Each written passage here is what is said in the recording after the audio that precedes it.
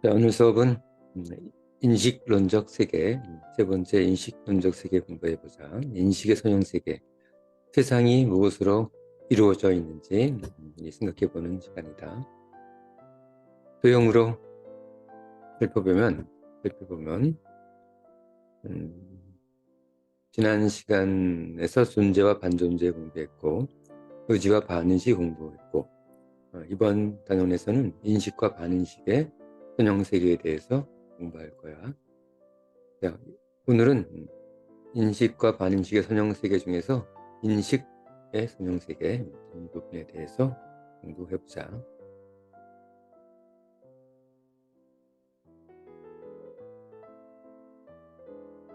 자, 1 더하기 1은 2와 같은 수식처럼 친절과 진심이면 호의를 얻는 것이 과연 맞는가? 인식이 필요한 순간이다. 자, 키우자.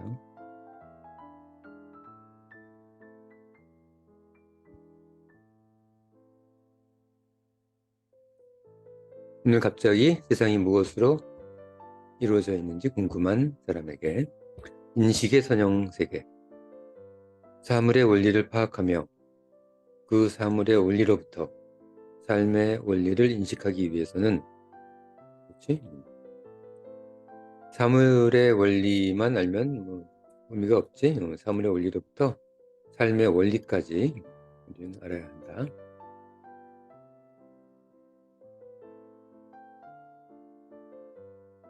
사물이 우리에게 어떻게 인지되는지에 대한 성찰을 요구한다. 그리고 인식이지. 존재와 의지만으로도 삶을 살아갈 수는 있다. 존재와 인식만으로도, 의지만으로도 삶을 살아갈 수는 있다. 왜 인식이 필요한가? 왜 수직 사유가 필요한가? 그래서 수직이란 의미는 이 도형에서 보면 이 평면적 사고, 존재와 의지가 이루는 평면 사고를 수직화시키는 역할을 하기 때문에 수직 사고라고 한다. 왜 수직 사유가 필요한가? 구술되는 존재 반존재와 의지 반의지로 구성되는 평면적 세계를 공관화시키는 역할을 하는 것이 인식의 세계이다. 그렇겠지. 인식을 통해 삶은 공관화되며 그에 따라 인식을 수직적 사회 영역이라 한다. 인식을 통해서 삶은 다양화된다. 이 단계에서 인간 일반은 비로소 자신의 삶을 조망할 힘을 갖기 시작한다. 우리는 인식을 해야지 삶을 조망할 수 있게 된다. 존재가 존재로서, 의지가 의지로서 삶에 적용하는 양태를, 모양과 형태지, 양태를 알기 시작한다. 인식을 통해서. 감정을 대립감정이 있는 감정과 대립감정이 없는 감정으로 분류할 수 있는 것으로 사유했다고 하자. 대립감정으로서 분류했다고 한번 가정하자. 이때 대립감정 및 비대립감정은 감성적 의지작용의 세계이며 그 결과 감정의 실체는 무형존재로서 존재의 세계에 포함된다. 감정도 존재화되는 거야. 그렇지? 이와 같이 대립감정과 비대립감정, 여기서 대립감정은 반대 감정이 있는 것들, 호의, 악의, 좋아함, 싫어함 이런 것들이 대립감정이 있는 거지. 대립감정이 없는 것들도 있어. 예를 들면 뭐 에 대한 한적함 이런 것들은 굳이 찾자면 대립감정이 있겠지만 대립감정이 딱 정해져 있는 것은 아니지. 자, 이와 같이 대립감정과 비대립감정 종합해서 감정의 원리를 밝히는 것이 바로 인식의 몫이다. 의지와 반의지의 선형세계와 존재와 반존재의 선형세계가 이루는 평면적 세계에 대해서는 흡수될 것이다. 우리 나중에 평면세계는 더 구체적으로 공부하게 될 거야.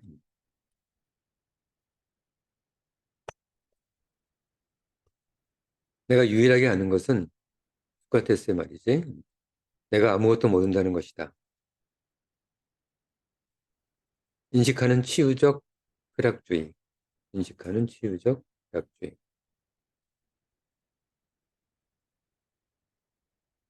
이와 같이 인간 철학의 역사는 인식의 역사라고 봐도 크게 무방하지.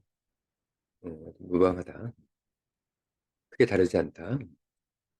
인간 철학의 역사는 인식의 역사. 그렇겠지. 세계의 구조를, 세계의 구조를 우리에게 사유할 수 있게 하고 원리를 밝히도록 유도하는 것이 바로 인식의 세계. 그렇지. 즉, 사고를 완성시키는 작용을 한다. 모든 평면적 사유. 평면적 사유는 네 개의 평면이 있지. 다시 그림을 좀 보자. 도형을 보자.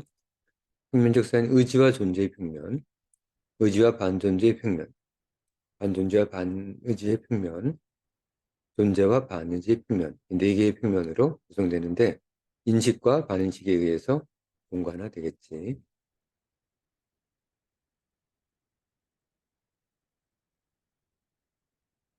세계의 구조를 우리에게 사유할 수 있게 하고 원리를 밝히도록 유도하는 것이 바로 인식의 세계이다. 즉, 사고를 완성시키는 작용을 한다. 모든 평면적 사유는 인식의 과정을 거치지 않는 한 우리 삶에서 변화, 전환 과정이 제한된다. 조망할 수 없으니까 변화와 전환이 제한된 거야. 우리가 변화와 전환을 하기 위해서는 자기 현재 상황을 알아야 되잖아. 그 상황을 안다는 것이 바로 인식 세계를 말합니다. 자신을 알지 못하면 그곳에서 벗어나려고 하는 세상 생각 자체가 들지 않겠지. 자신을 또 다른 삶으로 전환시킬 수 있는 모든 인간 일반이 가진 축복받은 작고 고풍스러운 문이 바로 인식이다. 모든 인간 일반이 가진 작고 고풍스러운 문이 바로 인식이다.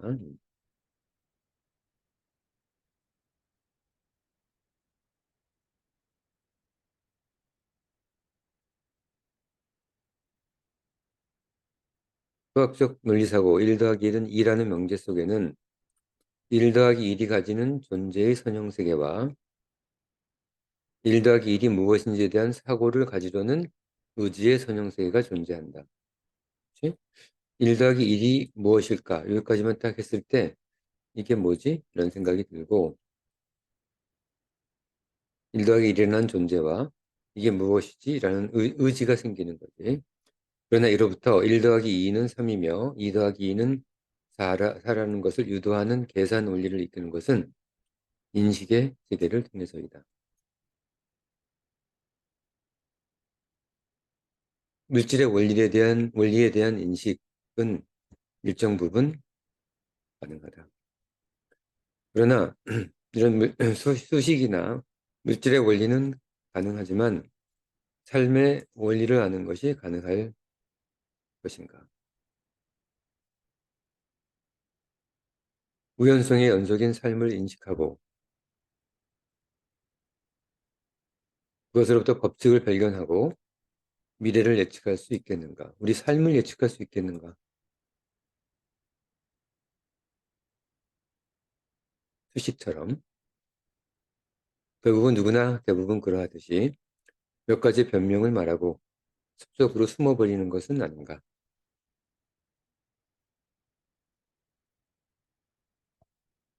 1 더하기 1은 이와 같은 수식처럼 친절과 진심이면 호의를 얻는 것이 가능한가? 처음에 도입할 때 읽었던 부분이다. 그렇지 않은 것은 자명하다.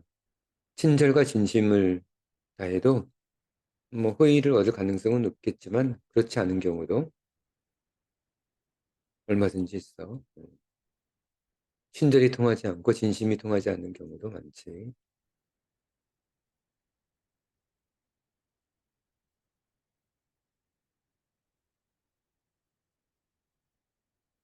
자, 그래서 우리의 삶을 이루는 공간 세계는 인식 세계를 통해 완성되며 특히 인식 세계를 반인식 세계와 구별하여 양의 사유 세계로 정의한다. 양의 사유 세계.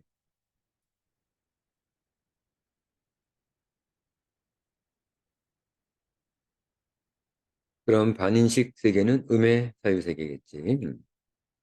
양의 사유 세계로 정의한다.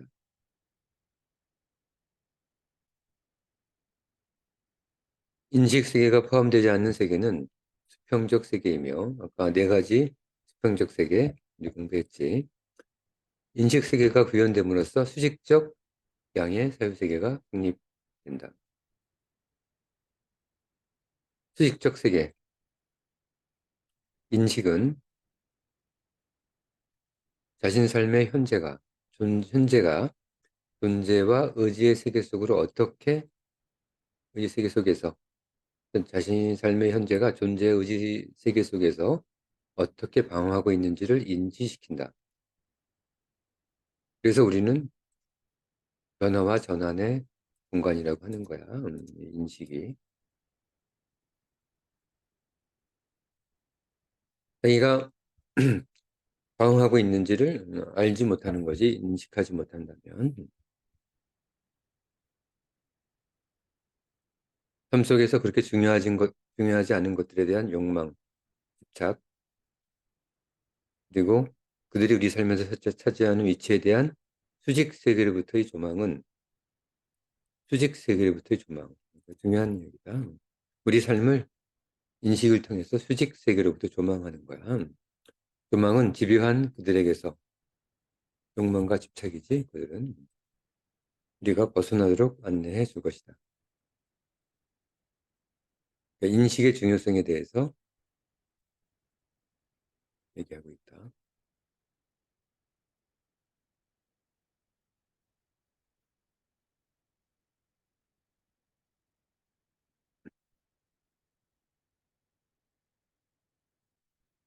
수직적 양의 세계가 보여주는 또 다른 예를 한번 보자. 의지의 세계에서 전술한 인식론자 니체 자라스트는 이렇게 말했다 해서 인식론자가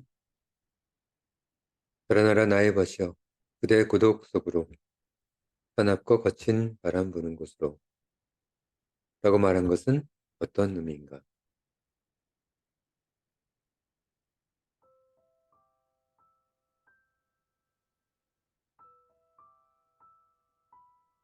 이 말은 자신의 존재 속으로 침잠하라는 이야기였지. 라고 말한 것은 어떤 의미인가? 세계의 부조리와 혼돈 속에서 자신을 지킬 수 있도록 노력하려는 의도를 나타내고 있을 것이다. 그렇지? 그 의도는 수직적 인식 과정 없이는 해석 불가능하다. 이 달아나라 나의 버쳐 그대의 고독 속으로 사납고 거친 바람 부는 곳으로 이 말을 해석하는 과정이 필요한데 그 해석 과정이 바로 수직적 인식이 됩니다. 수직적 인식 없이는 우리는 해석 불가능하다. 인식의 세계에서는 거칠고 사나운 바람이 분다. 지성 또는 이성의 세계와 같은 움직임이 없는 습한 대기가 아니다.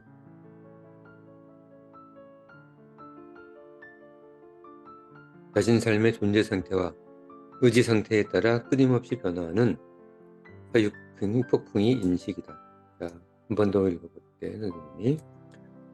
자기 삶의 존재 상태와 의지 상태에 따라 끊임없이 변화하는 사육풍이 인식이다. 사육풍.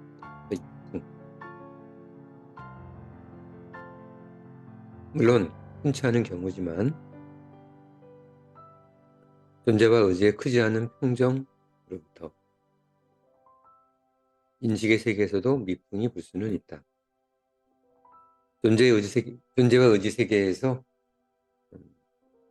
평정을 유지할 수 있다면 인식 세계도 폭풍이 아니라 미풍으로 끝날 수도 있겠지. 자, 인식은 사실인식과 원리인식으로 분류된다. 자, 인식의 종류에 대해서는 다음 시간에 공부하자. 시간이 좀 돼서 어, 인식의 선형세계 첫 번째 시간 여기까지 하고 다음번 시간에 인식의 종류, 사실인식과 원리인식에 대해서 더 공부하도록 하자. 자, 오늘 수업은 여기까지.